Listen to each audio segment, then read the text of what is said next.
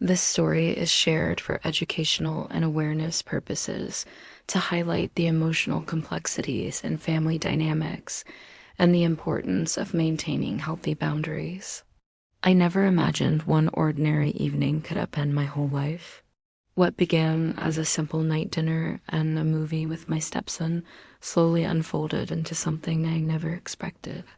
There was a restlessness in him that unnerved me because, without realizing it, I felt that same restlessness inside myself. In one quiet, intense moment, I understood that some boundaries, once crossed, can't be repaired. Welcome to Family Secrets Exposed. If this is your first time here, please subscribe and hit like.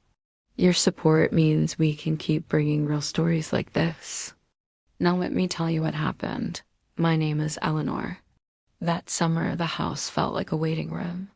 George was always traveling for work. Calls, late nights at hotels, the same excuses our marriage had shrunk to logistics. The nights were long, and silence became a roommate. Then Liam arrived. He wasn't a stranger, he was George's son from an earlier marriage. At 21, he was restless, polite, and trying to figure out the next step in his life. He stayed with us for a few weeks while he planned for college and jobs. At first, we were simply neighbors under one roof.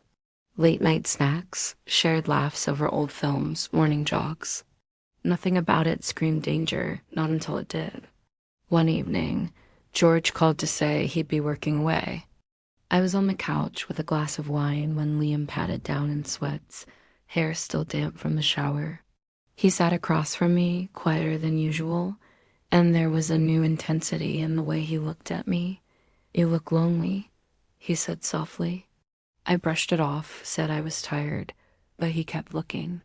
He had been noticing small things, my music, the novels on the shelf, the perfume I wore. What felt like harmless attention gradually hardened into something sharper. Then he said the words that should never have been said. "I don't think George deserves you." My heart stopped. I told him to stop, yet a part of me wanted him to continue. Another part, the part that had been starved for attention for years, answered in silence. That night, we talked until dawn, and the talk became confession. He spoke about not belonging, about pressure and comparison.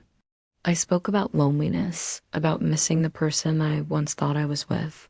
Walls fell. We let ourselves feel things we should have buried.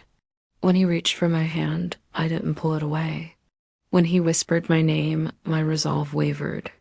And when our lips met, I didn't stop him. It was wrong. Every instinct told me so. But in that moment, nothing else seemed to matter.